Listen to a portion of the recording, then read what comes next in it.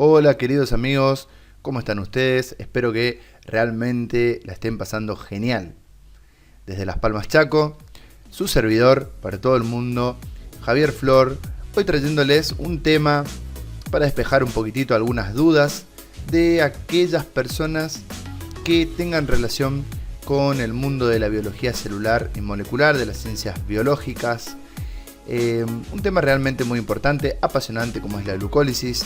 Y debido a la corta experiencia que tengo, he notado que es un tema que requiere de un inicio con algunos conceptos muy básicos para poder entenderla, por lo que he definido y he decidido realizar este video en 3 módulos, ¿sí?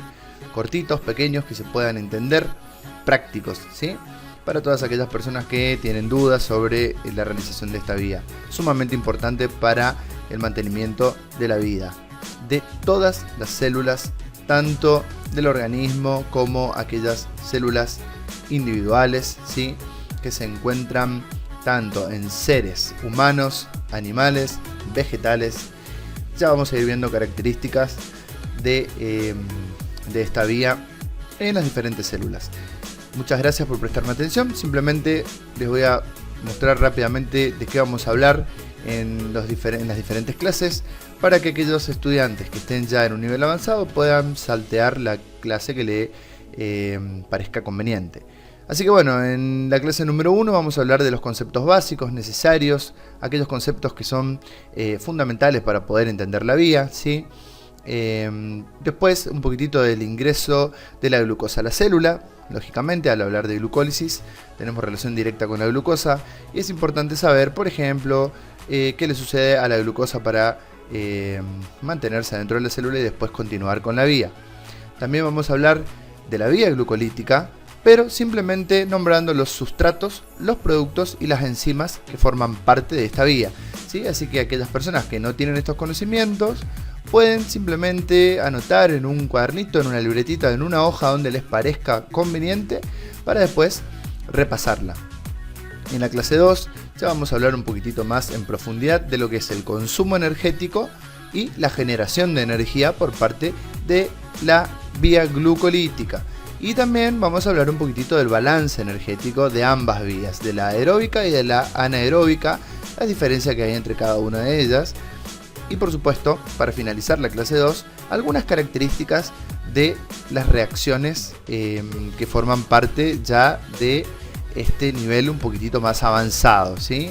En la clase número 3 vamos a hablar de la regulación de la glucólisis, aquellos puntos, ¿sí?, que activan o inhiben a la vía, ¿sí? Y también me parece interesante hablar del sistema de lanzaderas, glicerol, trifosfato y malato aspartato, para entender un poquitito por qué 6 o por qué 8 ATP en la glucólisis aeróbica.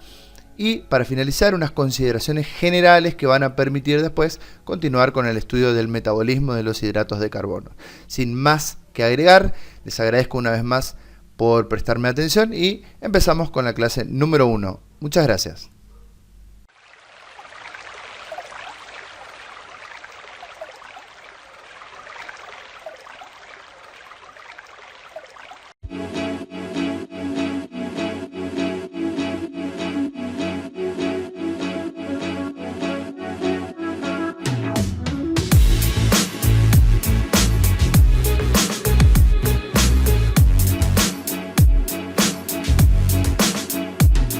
Bien, como les decía entonces, para hablar un poquitito de la vía glucolítica, esta vía que quien ve por primera vez tiende a salir corriendo, ¿no es cierto?, porque no entiende absolutamente nada.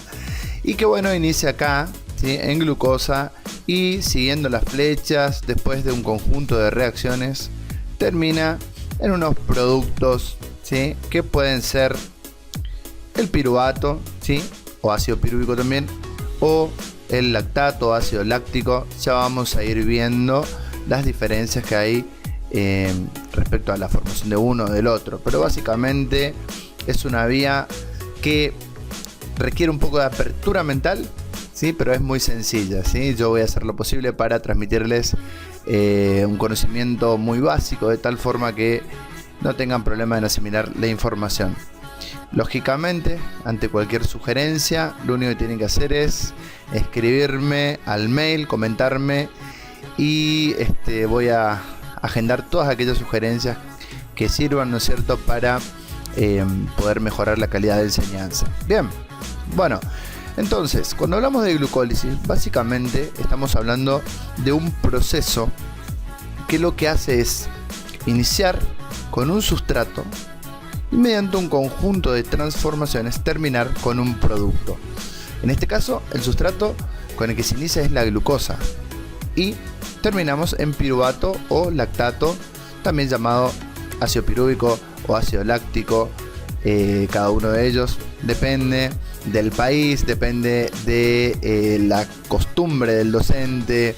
Esto es algo que en química no tiene una regla, ¿sí? Simplemente uno lo va llamando de acuerdo a la comodidad, ya que uno es un ácido y otra es simplemente la sal de ese ácido, pero bueno, entendemos que es lo mismo. En definitiva, empezamos con glucosa y terminamos con piruvato o lactato después de un conjunto de reacciones.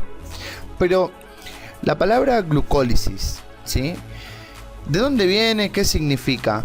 Yo, cuando no entendía nada de este mundo, buscaba información y trataba de hacerla a la materia lo más fácil, sencillo, comprensible posible. Y básicamente lo que entendí es que la glucólisis no es otra cosa que la degradación de la glucosa. Por lo tanto, gluco viene de glucosa, ¿sí? La glucosa, este hidrato de carbono, este monosacárido de 6 carbonos, y lisis significa ruptura, ¿sí? Aquellas reacciones que terminan, ¿sí?, con el sufijo lisis, generalmente están hablando de algún tipo de reacción que rompe, corta algún enlace. Están básicamente, para poder entender, podemos decir que la glucólisis es la ruptura de la glucosa, ¿sí?, el corte de la glucosa. Entonces, esta molécula, la glucosa, tiene 6 carbonos: carbono 1, 2, 3, 4, 5 y el carbono 6, recuerden que está fuera del anillo, no está dentro. Del 1 al 5 tenemos adentro del anillo y el carbono 6 está afuera, ahí está este carbono, ¿sí? Esta molécula sufre transformaciones y se rompe después en 2 moléculas de 3 carbonos cada una, ¿sí? Tenemos entonces 6 carbonos y terminamos con 2 moléculas de 3 carbonos cada uno, cada una de las moléculas que se forman a partir de la glucosa. Por lo tanto, esto podemos decir que es una ruptura, ¿sí?, es una lisis. Entonces, básicamente, para no complicarse la vida, lo que tenemos que entender es que la glucosa de 6 carbonos se rompe en 2 moléculas de 3 carbonos cada uno. De ahí podemos empezar. Bien. Ahora bien, son necesarios algunos conceptos básicos. Por ejemplo, es necesario entender a la hora de rendir que esta es la principal vía de catabolismo de la glucosa, ¿sí? Catabolismo, ¿por qué? Porque tenemos una molécula compleja de 6 carbonos que se rompe después en 2 moléculas de 3 carbonos cada uno. Entonces es una vía catabólica, ¿sí? Ya vamos a ver en otros videos la diferencia entre catabolismo y anabolismo. También hay que entender que una molécula de glucosa se desdobla o se rompe en 2 moléculas de piruvato. Como vemos, la glucosa tiene 6 carbonos, el piruvato tiene 3 carbonos, pero si decimos que son 2 moléculas de piruvato, podemos decir que estos 6 carbonos se rompen en 2 de 3 carbonos. 3 más 3, 6. ¿Está? Bien simple, bien sencillo para que ustedes puedan entender. Puede realizarse en presencia o en ausencia de oxígeno. Por lo tanto, existe una glucólisis aeróbica y una glucólisis anaeróbica. Esto lo vamos a ir viendo en el resto del video de la clase. Y la función, ¿sí?, principal es la formación, la generación de energía, o sea, de ATP. pero que quede claro que no es la única vía, ¿sí? Lo que sí, hay células que dependen exclusivamente de la glucólisis, de ahí su importancia, es realmente una de las vías más importantes. ¿Dónde se encuentra esta vía? En el citoplasma. Y bueno, otros conceptos básicos. Este es el mecanismo proveedor de energía evolutivamente más antiguo. Las primeras células dependían exclusivamente de la glucólisis. Todavía hay algunas células que dependen exclusivamente de glucólisis. Ocurre en todos los organismos vivientes, absolutamente en todos, ¿sí? Incluso en aquellos que son muy diferentes, ¿sí? Bien, el producto final es el piruvato, y esto quiero que quede bien claro. El piruvato después puede seguir otras vías. Va a depender, como dice el slide, de el organismo, de las necesidades también del organismo, de la célula. Entonces el piruvato puede después transformarse, por ejemplo, en lactato, ¿sí? Puede transformarse en acetil-CoA, en etanol, todas moléculas que vamos a ir aprendiendo en el transcurso de las diferentes clases. También quiero mencionar simplemente que en la industria también se utiliza la glucólisis para algún tipo de fermentación, para generar algún tipo de fermentación y algún producto a nivel industrial, ¿sí? Pero en este caso vamos a dedicarnos exclusivamente a ver glucólisis a nivel celular y molecular, entendiendo que estamos hablando de un nivel biológico no industrial. ¿Cuál es la función de la glucólisis? En definitiva, ¿para qué el organismo, para qué la célula realiza glucólisis? Es muy sencillo. La función de la glucólisis es generar o producir energía. ¿Está? Es decir, generar ATP. Les repito que hay células que solamente obtienen energía a partir de glucólisis. ¿Está? ¿Y para qué quiero el ATP? Para vivir, ¿sí? Para poder realizar contracción muscular, para poder desenvolverme en la vida diaria. Una célula que no produce energía es una célula que no tiene vida, ¿sí? Pongo la imagen del músculo porque es uno de los ejemplos que más denota la capacidad que tiene el ATP en cuanto a la producción de energía, ¿sí? El músculo, por ejemplo, el corazón, ¿sí? Que es un músculo, depende exclusivamente de la generación de ATP para poder contraerse y así bombear la sangre. Bueno, también, lógicamente, cuando caminamos, cuando hablamos, cuando respiramos, ¿sí? Estamos consumiendo ATP todo el tiempo, es decir, energía. Para quienes recién están iniciando en esto, recuerden que la energía, el paquete de energía en nuestro organismo se denomina ATP, adenosín trifosfato. Entonces, en definitiva, iniciamos con una molécula de glucosa. No se olviden que cada ángulo, en química, cada ángulo significa, en química orgánica, ¿sí? Cada ángulo significa la presencia de un carbono. Entonces podemos decir que en cada ángulo tenemos un carbono. No se olviden de la numeración. Carbono 1, carbono 2, 3, 4, 5 y no se olviden que el carbono 6 está afuera, ¿sí? Hacemos un conjunto de reacciones, realizamos un conjunto de reacciones. En realidad no la realizamos nosotros, la célula es quien la realiza. Y al final terminamos con productos. Iniciamos con glucosa, terminamos con piruvato o lactato. Ya vamos a ver de qué depende. Entonces, para ser más esquemático aún y para que se pueda comprender de una manera más sencilla, lo que entendemos es que la glucosa de 6 carbonos, luego de un conjunto de reacciones que se denominan glucólisis, se transforma en 2 moléculas de piruvato o ácido pirúvico de 3 carbonos cada una. Esta vía puede realizarse en ausencia de oxígeno y si fuera así, obtendríamos como resultado, como producto, 2 moléculas de lactato o ácido láctico, también de 3 carbonos. Repito, iniciamos con una molécula de glucosa de 6 carbonos y terminamos con 2 moléculas de piruvato de 3 carbonos cada una, es decir que seguimos manteniendo 6 carbonos.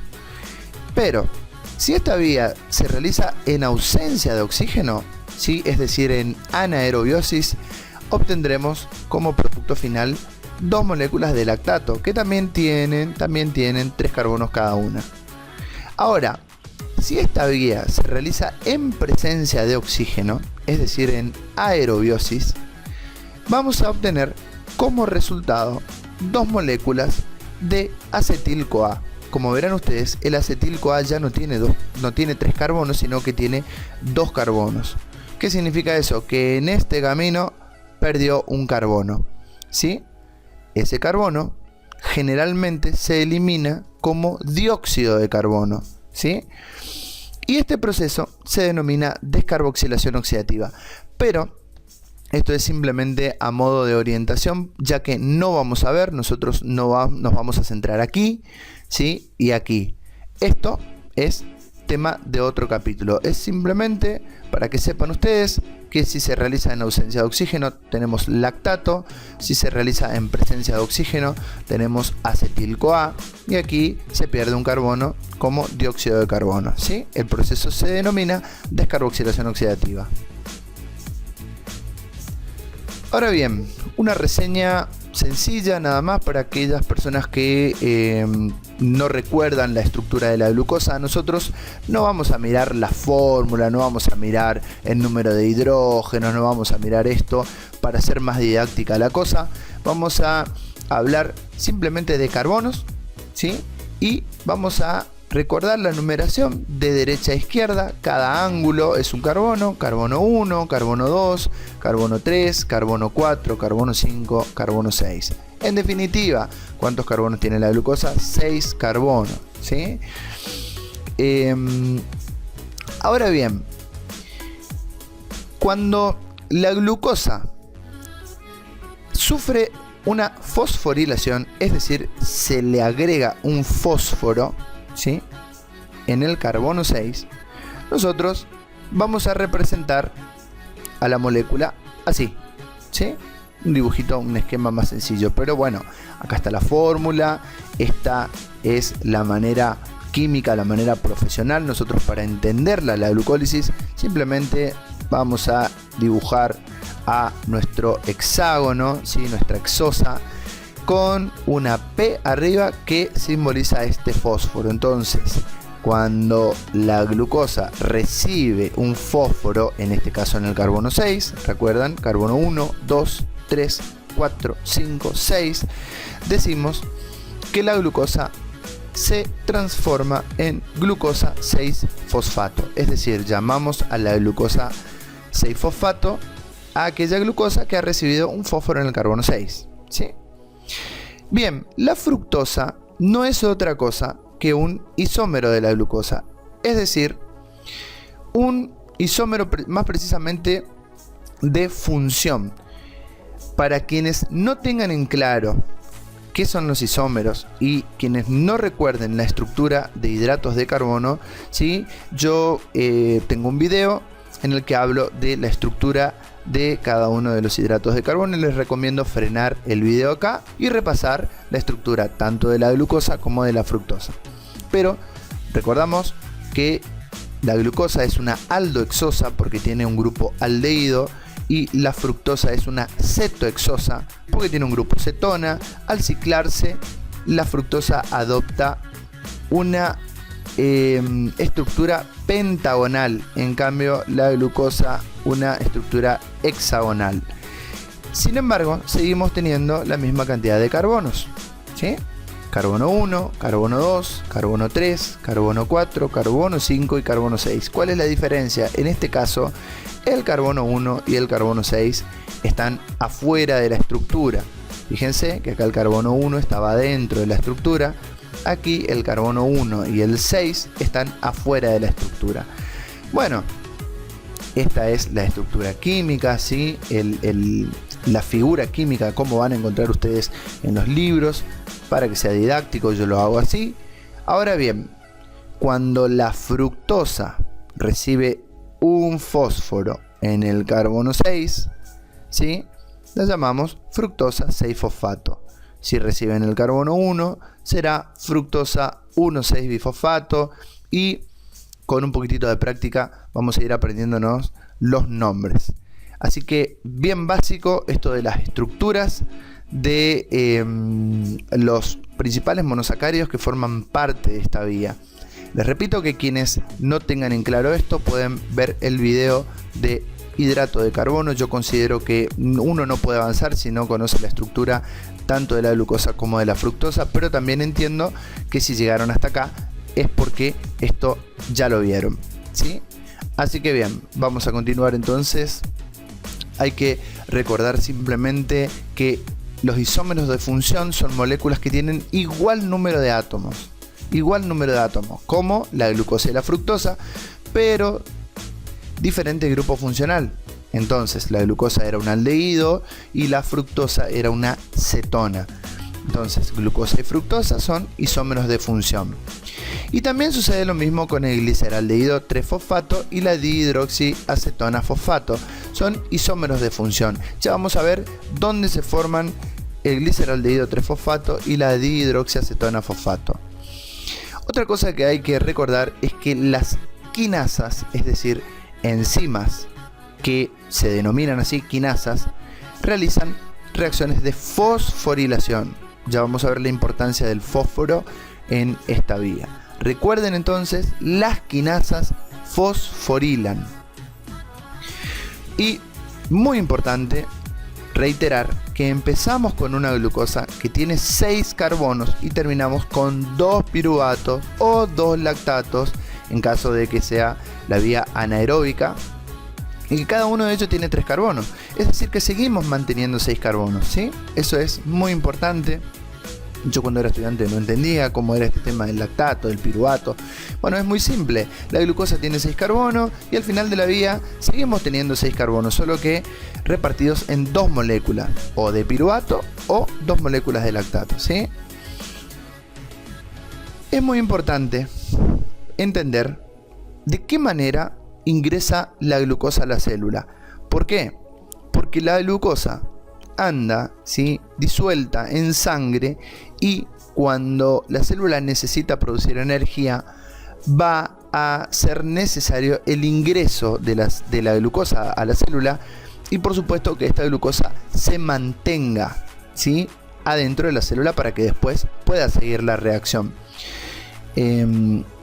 En otros videos explico de qué manera es regulado el ingreso de la glucosa a la célula y también los tipos de transportadores, pero básicamente, para hacer un esquema bien práctico, hagamos de cuenta que esta es la célula, esta sería la membrana plasmática y aquí está el núcleo. La glucosa ingresa por difusión facilitada, ¿sí?, mediante un transportador por difusión facilitada. No vamos a hablar en este momento de los tipos de transportadores, ya lo veremos en el futuro o en otros videos, ¿sí? Pero es necesario sí que sepan que la glucosa entra a la célula por difusión facilitada. Bueno, digamos, en este caso, una de las formas de ingreso es por difusión facilitada. Una vez que la glucosa ingresó a la célula, esta, fíjense, va a ser fosforilada en el carbono 6. ¿Se acuerdan que en el slide anterior decíamos que las quinasas fosforilan? Entonces, la glucosa va a ser fosforilada en el carbono 6. ¿Qué significa que va a ser fosforilada? Que va a recibir un fósforo, o un grupo fosfato acá en el carbono 6. Luego de la reacción vamos a tener el carbono 6 con un fósforo arriba, y esto, como decíamos hoy, ya se va a llamar glucosa 6-fosfato. Una cosa que es necesario comprender es que para que la glucosa se mantenga adentro de la célula es necesaria la fosforilación en el carbono 6. Es requisito fundamental que la glucosa esté fosforilada en el carbono 6 para que permanezca dentro de la célula. De lo contrario, saldría nuevamente, ¿sí? O si existen otras enzimas, que de hecho existen otras enzimas que eliminan este grupo fosfato, ¿sí? Una vez que lo hacen, la glucosa puede circular libremente hacia afuera. Entonces, como concepto fundamental, la glucosa ingresa mediante difusión facilitada. Una vez adentro, es fosforilada por estas enzimas hexoquinasa o glucoquinasa, que en futuros videos veremos las diferencias de cada una de ellas. Y una vez fosforilada en el carbono 6, ahí recién puede iniciar la vía glucolítica, o sea, glucólisis. Si no es fosforilada, si no tiene este fósforo en el carbono 6, no va a iniciar la glucólisis. Fundamental que lo sepan. Bien, una vez que tenemos glucosa 6-fosfato, vamos entonces directamente a la vía glucolítica. Fosforilación de la glucosa, ¿sí? Para que permanezca dentro de la célula debe ser fosforilada en el carbono 6. Esto es obligatorio. Anoten. La glucosa va a ser fosforilada, ¿sí? Mediante la enzima hexoquinasa o glucoquinasa. Para ello utiliza un ATP. Lógicamente, al utilizar un fósforo del ATP, ¿sí? Este ATP, esta molécula, se transforma en ADP, ¿sí? Adenosín difosfato. Tenemos entonces glucosa 6-fosfato. Siempre preguntan en un nivel básico cuál es el nombre de la enzima que fosforila la glucosa en el carbono 6, o cuál es la función de la hexoquinasa o glucoquinasa. Anoten, muchachos, es fosforilar a la glucosa en el carbono 6 para que ella permanezca dentro de la célula y pueda después continuar la vía que el organismo requiera, ¿sí? Entonces, continuamos. Hablando de quinasas, es muy importante comprender este esquema. Una quinasa lo que hace es fosforilar. Entonces, hagamos de cuenta que en esta reacción tenemos un sustrato que se llama A y necesitamos que este sustrato se fosforile. Es allí entonces donde interviene la quinasa, ¿sí? Fosforila, pone un fósforo a el sustrato A y ahora tenemos un sustrato A fosforilado, ¿sí? Suponiendo que sea la glucosa, tendremos glucosa fosfato. Entonces, repito nuevamente, las quinasas, sinasas o quinasas con Q fosforilan, no olvidar. Ahora, ¿qué pasa cuando tengo un sustrato que está fosforilado y necesito sacarle el fósforo? Por ejemplo, la glucosa que vimos hoy, necesito retirarle el fósforo para que pueda salir de la célula. Cuando yo digo necesito, hablo en primera persona, está claro que lo estoy haciendo de una forma didáctica y simple para que puedan comprender. Quien realiza esto, ¿sí? Quien define la necesidad es la condición de la célula misma. Pero bien, se entiende que estamos hablando de un nivel extremadamente básico. Entonces, en este caso tengo un sustrato al que necesito sacarle el fósforo. Esta reacción, ¿sí? Verán ustedes que acá tenía el fósforo y ahora el fósforo se fue. Entonces tengo el producto A libre de fósforo. Esta reacción es realizada por enzimas que se denominan fosfatasas, ¿sí? Entonces las quinasas ponen fósforo, fosforila. Las fosfatasas quitan fósforo, desfosforilan. No olvidar. Fundamental, extremadamente básico para luego poder seguir avanzando en esto de la vía. Pero, ¿por qué es tan importante el fósforo en todo esto? ¿Por qué la naturaleza eligió al fósforo para poder obtener energía de allí? Bueno, esto es muy simple. Esta es la molécula de ATP, ¿sí? Adenosina, ribosa y 3 grupos fosfato. Y lo que tiene el ATP es que en cada enlace entre fósforo, trifosfato, ¿no es cierto? 1, 2, 3 fósforos, por ello trifosfato. cada vez que un enlace se rompe, cada vez que un enlace del ATP se rompe, esta ruptura libera una gran cantidad de energía, ¿sí? Al romperse este enlace se libera energía. Es muy importante, la naturaleza cargó al fósforo de energía para que cada vez que se rompe un enlace se libere energía y haga posible las reacciones químicas. Entonces, a no olvidar, señores, los enlaces entre fósforo contienen energía. Pero ¿cómo es eso que contiene energía?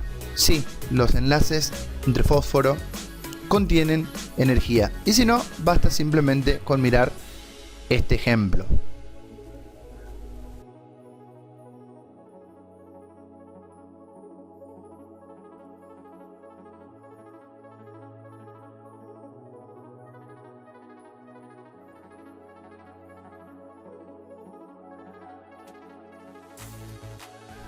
Ahora bien, ¿de dónde proviene el o los fósforos? ¿De dónde provienen estos fósforos? Bueno, hay diferentes fuentes. Nosotros vamos a nombrar solamente las que vamos a utilizar en glucólisis. Ya en los otros módulos se nombran las otras fuentes de obtención de energía. Sin embargo, ahora vamos a decir que una de las fuentes principales de donde proviene el fosfato es el ATP, ¿sí? Adenosintrifosfato, también desarrollado en el módulo de nucleótidos de alta energía.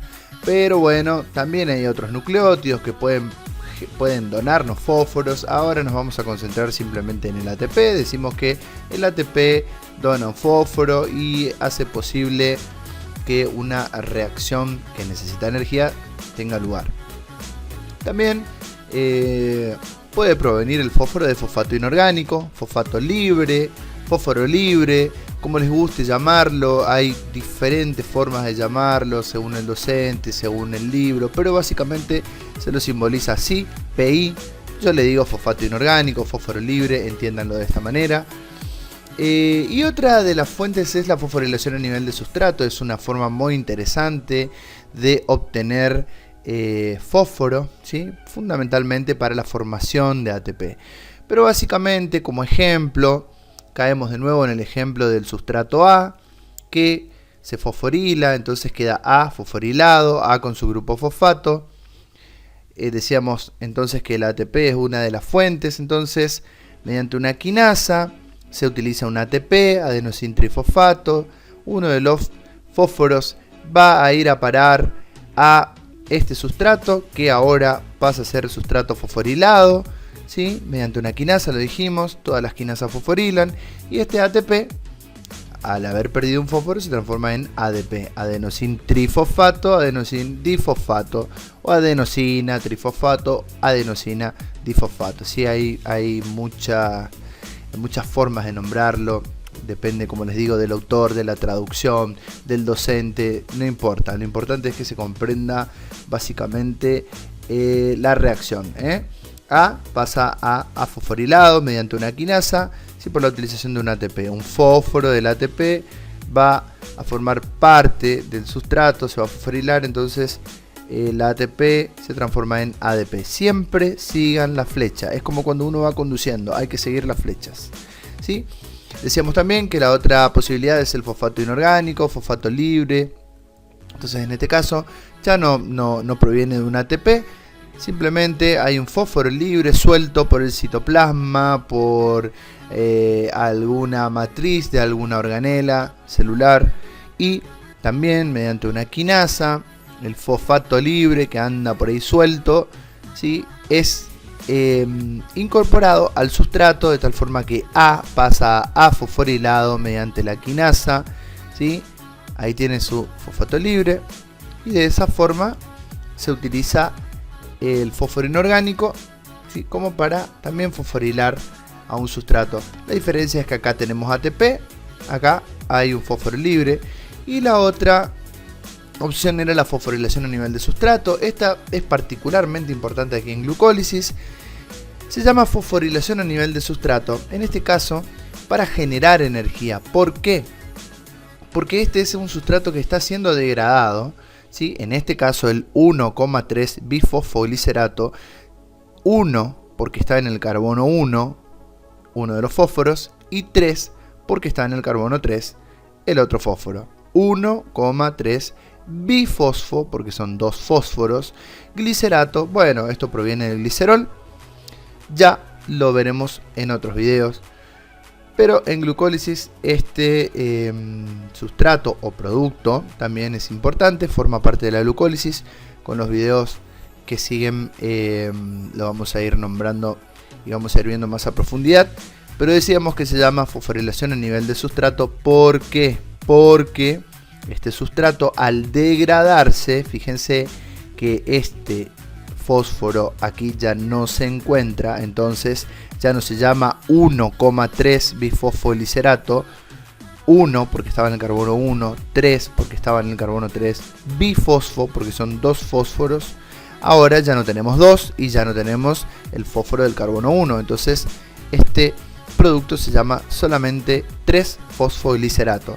¿Qué pasó con este fósforo? Este fósforo, ¿sí?, también mediante una quinasa, en este caso particularmente la piruvato quinasa, este fósforo lo que hace es ir a parar a un ADP para transformarse en ATP. ¿Se entiende? El fósforo ingresa aquí y el ADP se transforma en ATP. En este caso, ¿sí?, es lo opuesto a la utilización del ATP. En este caso se forma un ATP. Es un proceso que se llama fosforilación a nivel de sustrato. Se repite en algunas vías y nada, simplemente se los nombro para que cuando yo les diga fosforilación a nivel de sustrato, ustedes entiendan que estamos hablando de este proceso. El sustrato, al degradarse o al formar parte de la reacción, ¿sí?, lo que hace es donar el fósforo para que se forme energía. Fosforilación a nivel de sustrato. Entonces, vamos a ir resumiendo para ir terminando con esto. La glucosa ingresa a la célula, ya dijimos que acá teníamos un transportador, entraba por difusión facilitada, mediante la enzima exoquinasa o glucoquinasa se fosforila en el carbono 6, se transforma en glucosa 6-fosfato, la glucosa 6-fosfato inicia la glucólisis, esta glucólisis puede ser aeróbica y en el caso de que sea aeróbica voy a obtener piruvato, y si esta glucólisis es anaeróbica, voy a obtener piruvato y después lactato o ácido láctico. Eso es básicamente lo que quiero que entiendan de este resumen. Continuamos. Una forma un poquitito más didáctica de explicar la vía, ¿sí? Deben entender que la glucosa, ¿sí?, una vez que se transforma en glucosa 6-fosfato, empieza la glucólisis. Y la glucosa tiene 6 carbonos. La finalidad es transformar en 2 moléculas de piruvato. Cada una tiene 3 carbonos. Entonces, si tengo 2 moléculas de 3 carbonos, sigo teniendo 6 carbonos, ¿sí? Ahora, esto en ausencia de oxígeno, en anaerobiosis, se transforma en 2 moléculas de lactato o de ácido láctico. Bien, ahora, una vez que estamos un poquitito más avanzado y que entendimos todo esto, este es el resumen básico, lo que hay que manejar pero sin dudas de la glucólisis, el concepto necesario para entender. Vamos a ir ya desarrollando un poquitito más. La glucosa 6-fosfato mediante la enzima fosfoglucosa isomerasa. Es importante que ustedes sepan que es una isomerasa, ¿sí?, transforma a la glucosa en fructosa. Dijimos hoy al principio que glucosa y fructosa son isómeros, ¿sí? Tienen la misma cantidad de átomos, solamente que difieren en su estructura. Esta tiene una estructura hexagonal, esta tiene una estructura pentagonal, y habíamos hablado que son isómeros de función. Uno tiene un grupo aldehído y otro un grupo cetona, pero básicamente la enzima que transforma, que interconvierte un isómero en otro, ¿sí?, son isomerasas. ¿Está? Entonces, ¿qué sucede acá? La glucosa 6-fosfato se transforma en fructosa 6-fosfato, ¿sí? Sigue teniendo el fósforo en el carbono 6, por eso se llama fructosa 6-fosfato. Y aquí la fosfofructoquinasa 1 lo que hace es incorporar en el carbono 1 un nuevo fósforo. ¿Lo ven? Aquí arriba no tiene, aquí abajo tiene el fósforo. Por lo tanto, si tengo dos fósforos, esto se llama bifosfato. Al ser fructosa, se llama fructosa bifosfato. Y al tener un fósforo en el carbono 1 y en el carbono 6, se llama fructosa 1,6 bifosfato. ¿Está? Simple, sencillo, práctico, sin complicarse la vida. Ahora bien, vamos a la parte de la lisis. Decíamos que esta molécula se rompe en dos moléculas de 3 carbonos cada una. Fíjense, esto es exclusivamente una forma muy simple, sencilla y didáctica de mostrarles que lo que sucede es que la molécula se rompe en dos.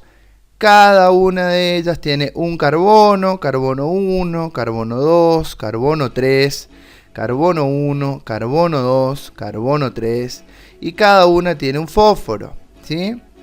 Entonces, una de ellas se llama gliceraldehído 3-fosfato y la otra se llama dihidroxiacetona fosfato. Estos dos también son isómeros de función. Lo nombramos hoy al principio, ¿sí? Lo ideal es que si están confundidos puedan regresar con el video y vayan tomando apuntes. Glucosa, mediante la enzima fosfoglucosa isomerasa, se transforma en fructosa 6-fosfato. Glucosa 6-fosfato se transforma en fructosa 6-fosfato. Esta fructosa 6-fosfato recibe un nuevo fósforo mediante la enzima fosfofructoquinasa 1 y ahora tenemos fructosa 1,6-bifosfato. Se rompe, ¿sí?, en dos moléculas de 3 carbonos cada una con un fósforo cada una. Una se llama gliceraldehído 3-fosfato y dihidroxiacetona fosfato. Si no recuerdan, aquí tengo un grupo aldehído, por eso esto es gliceraldehído y además deriva de glicerol. Y esto es la dihidroxiacetona, aquí tengo un grupo cetona, lógicamente un esquema para que se entienda, ¿sí? Bien, gliceraldehído, esta es la estructura química y aquí está la dihidroxiacetona, marcado simplemente el grupo aldehído aquí, el grupo cetona acá. Entonces uno tiene la misma cantidad de átomos que el otro, por lo tanto decimos que son isómeros. Entonces esto se puede transformar en esto y esto se puede transformar en esto, ¿sí?, mediante una isomerasa, lógicamente, ¿sí? Se transforma uno en otro y otro en otro, dependiendo de lo que necesite la célula, ¿está? Entonces, recordar, son isómeros, gliceraldehído, dihidroxiacetona, por lo tanto se pueden transformar uno en el otro, ¿sí?, mediante enzimas que se llaman isomerasas. Vamos continuando.